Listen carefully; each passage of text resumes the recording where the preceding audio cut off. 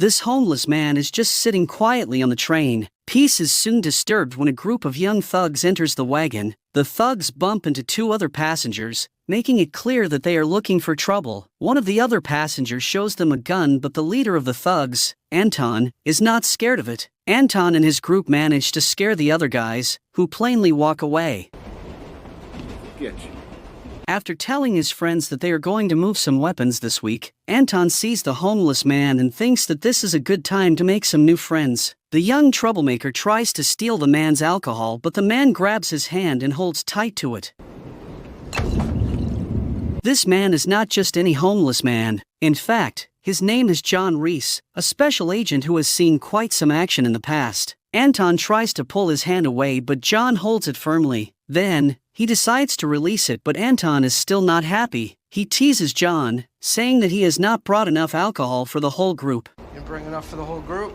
These young guys have no idea who they are messing with, so that's probably why they try to corner John. John acts fast and takes care of them, breaking their hands, kneeing their sensitive areas, and hitting their throats just enough to make them gasp for air. The five of them are taken to the police station. Officer Carter takes a look at the video footage and then enters the room where John is being kept. Carter jokes with him, saying that he should have done her a favor and land some more punches on those punks. Carter tries to make small talk. John remains silent, but Carter comes up with an idea to find out who he is. She offers John some water and replaces his previous plastic cup with the new one. She is very careful to carry the cup while touching it on the inside instead of grabbing it like a normal human being would. Carter excuses herself and gives the cup to her guy in the service. The forensics guy scans the cup for fingerprints and then compares them against the police database. They find out John's real name and that he has been involved in multiple crime scenes. In addition, there are 4 active arrest warrants for him in 4 different countries. He is definitely a man with a long story. Even though Carter would love to know more, but he is soon released by a mysterious lawyer. The lawyer takes him to his employer, Harold Finch, who wants to have a talk with Reese. As it appears, Harold is a rich man with lots of access to information. He seems to know everything about John's past. He also knows that John is trying to drink himself to death, so he proclaims that he is what John needs, which is a purpose and a job. Finch takes him to the center of New York City to tell him that somebody dies every 18 hours in New York. But what if they could stop that? Finch claims that he has a list of people who are about to be involved in crimes. He points John to a woman named Hanson,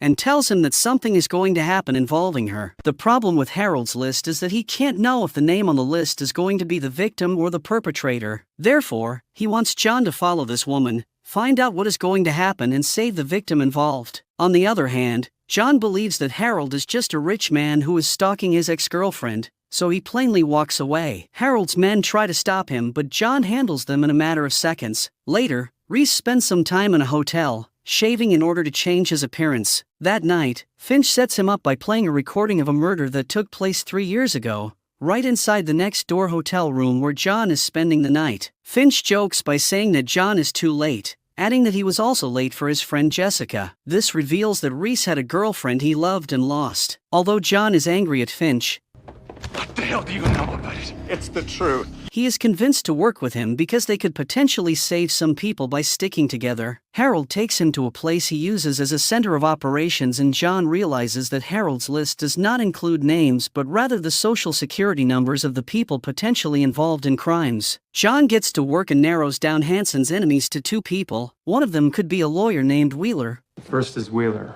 her co-counselor. who used to date Hanson but she broke up with him. The other one could be a gangster named Pope, who was sent to jail by Hanson. As John continues following her, he attends Pope's trial, where Detective Fusco is giving his statement. But after the trial, Hanson scolds Fusco because he got off script without her knowing. Later, Hanson visits Pope in prison to tell him that she believes he is not the one guilty of the crime attributed to him. John hears on the microphone installed in her phone that Pope has a younger brother named Michael, whom he is trying to protect. As it is implied, Pope is lying about the murder he supposedly committed to protect his brother from the real murderers because Michael witnessed them committing a killing. The next day, Wheeler enters Hanson's office to learn more about Mike by searching her computer, so John suspects that he is involved somehow. That night, the bad guys get to Michael first, but John intervenes and shoots their truck with a grenade launcher. Reese saves Michael, and also steals some badges from these bad guys, revealing that they are dirty cops. Reese starts watching over them and finds out that they are working with Fusco. The dirty cops kill people to keep their mouths shut, while Fusco sets up innocent people to go to jail. Now, John wants to know more about Harold's list, and the latter reveals that after the attack of 9/11, the government hired him to build a machine that combines information on people, receiving that information from all the cameras and microphones in the country. The machine produces two kinds of lists, one focused on possible terrorist attacks and one focused on other kinds of crimes. Harold has built a backdoor to receive this second list, but all they get is the social security numbers, so they have to do some work to find out what is going to happen. John continues his work while he believes that Hansen is in danger, but as it appears, Hansen is working with the dirty cops, who also killed Pope last night in his cell. Hansen tells the dirty cops to also kill Wheeler because he is digging too much. The problem is Wheeler. While Fusco appears behind John and points a gun at him, John escapes Fusco's custody, as he is taking him to the desert in order to kill him, and returns to New York. The dirty cops are about to kill Wheeler while they frame a thug for it, but Reese is right on time to stop them. Then, he takes care of Hansen by mixing some recordings up. Finally, he blackmails Fusco to work for him, because he is going to need somebody from the inside to work for him. A few days later, John enters an elevator and starts speaking with a guy named Bill. He asks the man if the flowers he is holding are for his wife, but Reese already knows the answer. He starts saying that some women abandon their partners when they learn that they cheat on them, but other women hire two guys to make it look like a robbery gone wrong. With that, Reese takes up the two guys following Bill and tells him to call a good divorce lawyer. The next day, the machine has a new number for Harold and John to work on. This time the number belongs to a girl named Teresa, but her case is a bit special. Harold takes John to the cemetery and tells him that Teresa is supposed to be there. Her father was a real estate developer, but the market crashed and he went bankrupt. That drove him crazy, and he killed his family on a weekend trip before turning the gun on himself. Harold proclaims that the machine sees everything, so if her number showed up, it means that the girl is alive. Reese visits Fusco to ask to get this case's file from the police, and Fusco has no other choice but to oblige. After reading the file, John tells Finch that this was a professional hit. The hitman made it look like the father did it. Made it look point blank, like the father did it. Harold wonders how Reese knows it, and the latter explains that this is the way he would do it. Soon, Finch uses his technology to find the girl, and John goes after her. Teresa understands that she is being followed and manages to escape before John can get a hold of her. John visits Harold in an office where he seems to be working. As it is revealed, Harold owns the company, and just works there so he can hide in plain sight. John also gives Harold a little device that Teresa left behind. This device records card information when people use their credit cards in ATMs. Apparently, Teresa makes a living by stealing card information and then withdrawing money. Then, Reese asks around the streets to learn about the killer who got the contract for Teresa's family, and learns that a guy nicknamed Solnick did it. The hitman is now in jail because he got arrested for another case. John visits him and asks him why he did not kill the girl. Solnick replies that he has a code, and he would never kill a kid. He just told the girl that if she told anybody about him, he would come for her to finish the job. Reese wants to know who hired him, but Solnick says that he only met the man who hired him once and he got paid in cash. No names were exchanged. Soon, Teresa tries to sell some banking information online, and Finch is able to track her. Reese finds her, but they are intercepted by an assassin who was after the girl. John saves the girl and takes her to a hotel, where she reveals that her father blamed her uncle Derek for what happened to him. John finds Derek, and discovers that he worked with two big contractors to kill his brother because his land would be inherited by him. They did it because that piece of land is now worth 40 times its old value. However, they are now looking to kill Teresa, because they know that she will inherit her father's land if some legal entity discovers that she is alive. John finds one of these big contractors and runs a large truck over his car. Reese asks the man to call off the hit on Teresa, but the man says that it is already happening. Back at the hotel, the assassin is trying to find Teresa, while Harold tries to get the girl outside via the fire escape. The assassin finds them and points his gun at them, but John appears right on time and kills the assassin. A day later, John calls Agent Carter and tells her that it is time for them to meet. Carter brings some secret officers with her, but the only thing she finds is Teresa. When she takes the girl to the police station to reunite her with her aunt, Carter tries to extract some information from her, but the girl claims her painful experience has caused her some kind of trauma and she can't recall much information about the man who helped her. Finally, Reese visits Harold in his office again, but the latter has moved to another office. When John calls him, Harold reminds him that he is a very private person and asks Reese not to call him. Harold will only call him when they need to talk. Harold and John do not have much time available to rest, as the machine gives them a new number soon. Finch finds out that the number belongs to a guy named Joey, who is a soldier in the military and has received various medals for his bravery. Reese starts watching over Joey, who works as a groom at a hotel. You look fabulous, Mrs. J. Soon, Joey sends a weird message to a number and leaves work. John follows him, and they end up inside a bank. Joey wears a mask while his accomplices enter the bank and commit a robbery. John is unable to do anything as he is pinned on the ground. The guard tries to reach for his gun, but John stops him because this is not a good idea. After the robbery, Harold wants to get done with this case and suggests they turn Joey into the police before anybody gets killed. Or someone winds up dead. Finch. However, Reese wants to learn how such a good soldier got involved with armed bank robberies. He watches over Joey for a while and figures out that he is connected to a network of former soldiers who commit robberies. Reese finds the information he needs in order to construct a good story and meets a former sergeant named Sam, who owns a bar. He claims he is looking for a job with a high pay and a supposed dead Marine friend of his suggested Sam in the past. A few days later, Finch sets up the team's driver so he can be arrested by the police. We got weapons here. Shotguns. This opens up a slot for Reese to be a part of the team and he has his first meeting with Joey and his team. In the meantime, Carter watches the footage from the bank and sees the back of John's body saving the security guard by preventing him from grabbing his gun. When John meets Harold again, he claims that Joey does not look like the kind of guy who would kill somebody. Joey's not one of them. It's one thing to kill when you are at war and another to kill innocent people. Reese pretends to meet with Joey randomly and starts asking him when they are going to do a job. Joey explains that depends on Sam because he is the one who gives the orders. The two of them grow a bit closer after they pick a fight with two bankers. So Reese starts asking if Joey has any kids because he knows that this soldier is connected to two different women. Joey wants to keep his business private, so he just says that he has some obligations to take care of. A few days later, the gang calls Reese for a mission, while the police manage to find out the identity of one of the gang members. The group robs an underground gambling site that belongs to the mafia,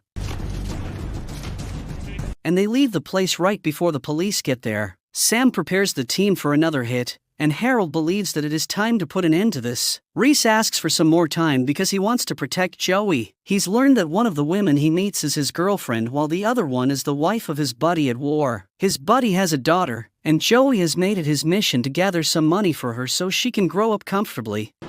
His wife just had a baby.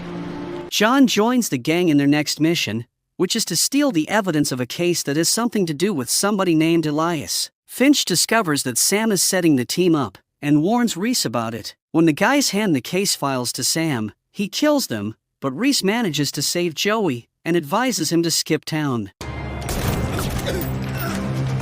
Later, Sam hands the case evidence to an unknown person. When Reese finds him, Sam is already dead. After all the stress these guys go through, Harold decides that it is a good time for him to visit the doctor. Although he experiences some back pain and needs some pills, his main purpose for visiting is to steal Dr. Tillman's hospital radio. The machine is given her number and the good guys have to find out what's going on with her. John starts watching over her and realizes that she is quite a lonely person. She is all work and no fun. One night though, Tillman decides to go out and a guy hits on her. He tries to follow her, but Reese takes care of him. But back inside the club, Reese sees a guy named Andrew who bumped into Tillman earlier that day. Reese repays the favor and bumps into him, only to find out that this man carries some drugs with him. John learns from the bartender that Tillman visits the club every night alone. Most probably, she has gotten Andrew's attention. The next day, John breaks into Andrew's apartment and steals his files from his computer. When he reviews them with Harold, they find that Andrew is a predator and he is constantly looking for opportunities to exploit women. He also has a criminal record from college, but that record has been officially deleted. In the meantime, Carter reviews the footage from Jonna's team when they entered the headquarters to steal the case files. She understands that one of the thieves had a brief interaction with Harold. And look, little guy said something back, right there. and they exchanged some words. Later that night, John watches as Andrew approaches Tillman in the bar. The two of them have a quick flirting encounter before leaving the bar. Andrew invites Tillman back to his house, but the doctor is not up for it. As Andrew walks away, Tillman follows him and uses a camera to zoom in and watch his moves more closely. John calls Finch to tell him that Andrew is not stalking Tillman, but rather the doctor is stalking the banker. John goes to Fusco to help him get Andrew's old file. When he reads it, John puts the dots together. In college, Andrew was accused of sexually assaulting a young woman, but the charges were dropped because nothing could be proven since the girl was 2 days late to report the incident. Later, that girl committed the unthinkable by consuming too many drugs. But that girl was not just any girl, she was Dr. Tillman's sister, so the doctor is looking for revenge. The machine gave them her number because she is going to try to kill Andrew. As for Harold, he gets a visit from Carter, who asks him what the robber told him. Of course, Harold lies, and claims that the robber told him not to stare at him. In the meantime, John continues his investigation, and discovers that Tillman has bought enough chemicals to make Andrew's body dissolve after she kills him. John's plan is to make Andrew disappear somehow so that Tillman can't execute her plan. Reese does what he has in mind, and causes an accident using Andrew's car, while he has loaded it with drugs. The police arrest Andrew, but he is let go the next day. Reese thinks this should not be happening, but Fusco explains that this guy is rich and has 4 lawyers with suits more expensive than his yearly salary. That night, Tillman enters Andrew's apartment and tases him. Then, he drugs him and carries him to her van in a wheelchair. However, John intervenes and asks Tillman to sit with him because he knows who she is carrying to the back of her van. Guy, you got tied up in the back of the van. John manages to convince her not to kill Andrew, because if she does, the most important part of herself will die. Tillman is not a killer, but rather a person who helps people. Reese takes Andrew to a secluded location, and the two of them start an interesting conversation. Actually, John tries to determine if he should allow Andrew to live because people might change, or if he should kill him because people do not change. John wonders if there are good people in this world anymore or if there are just good decisions to make. He also wonders if he will regret more allowing Andrew to live or killing him. Finally, John asks Andrew to help him reach a good decision, and the episode cuts to black. A few days later, the machine gives Finch the next social security number, which corresponds to a man named Samuel Gates. Samuel works at a Supreme Court as a judge, and the rumor has it that he is very fair. He is a tough judge who has declared war on crime. Consequently, it is not unlikely for him to have made many enemies. John follows him around, and realizes that a few guys are after the judge. One of them is about to make a move, so Reese prepares for a fight. But then he sees the man pulling his phone out, sending a message and throwing it in the dumpster. John turns around to grab that phone, and reads a message that talks about Samuel's son finishing school. John says they have been following the wrong person. I think we've been following the wrong Sam Gates. While at the same time, some bad guys try to kidnap Samuel's son. Reese tries to stop these men, and engages in a fight with them, but one of them pulls a pistol and shoots him. Reese drops unconscious, while the bad guys take the kid away. Soon, the judge receives a phone call from the kidnappers, who tell him that they have his son. They prompt him to wait for their call and not tell anyone about this. The judge is devastated by this news, so John decides to get near him to try to help. Who are you? I'm here to help you.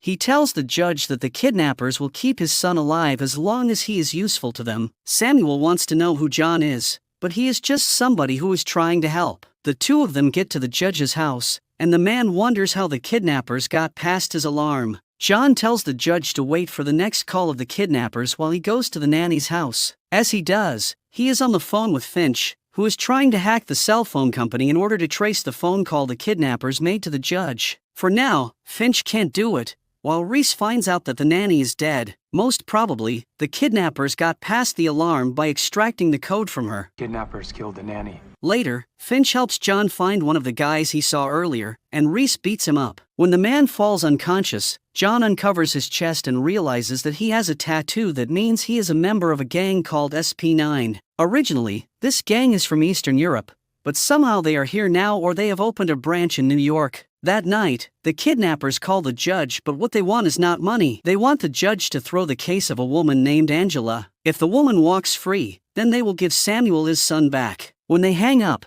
the judge reveals that Angela's case is a simple one. She ran over somebody and abandoned him. In the meantime, Finch learns that the SP9 gang has expanded their operations, and they have built a presence in around 18 countries. The next day, Samuel has to rule Angela's trial and he helps her case go well. However, he stalls as long as he can before reaching a decision. The gang boss calls him to ask him to stop playing games, but Samuel proclaims that he has to do this the right way. As for Reese, he has interrogated the guy he caught earlier, and has gotten the location of a place where the man goes to get paid. He visits the place and finds $500,000 there after beating two guys guarding the money. Finch listens to Angela's conversation with the gang boss on the phone and puts the dots together. Angela works in a bank that is producing some kind of software that spots money laundering, but she can turn it off with a click on her computer. Most likely, she is working with the gang boss to help him launder his money. The gang uses online payment methods to pay for their expenses,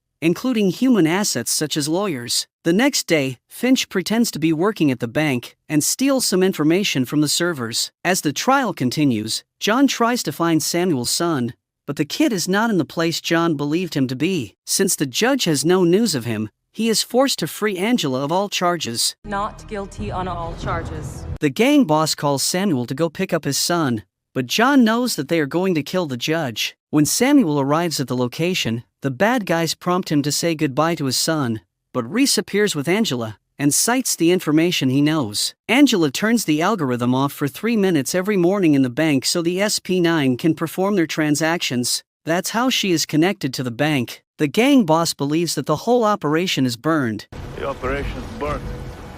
So he orders his guys to kill everybody. The interaction results in a shootout, with the bad guys losing. Eventually, Finch hands some evidence to a lawyer, so they can send Angela to prison, while the police find her tied up along with the gangsters. NYPD, anybody home? John Reese has to pretend he is a driver to get in touch with the next person that the machine points him to. He meets with a woman named Zoe Morgan, and pretends to be her new driver. Zoe is careful, so she calls the company to ask if they really sent her a new driver, but Finch is the one who answers the call and covers for John. John drives her to a location where she pays a guy to get a gun, but back in her apartment, Finch finds another gun. John comments that the only reason she would buy a second gun is because it is untraceable. Zoe changes her clothes, while John drives her to an event. He decides to follow her because he believes she might be the perpetrator. At the event, Zoe meets with a high-ranked officer and hands him the gun. Their conversation reveals that a police officer lost his gun,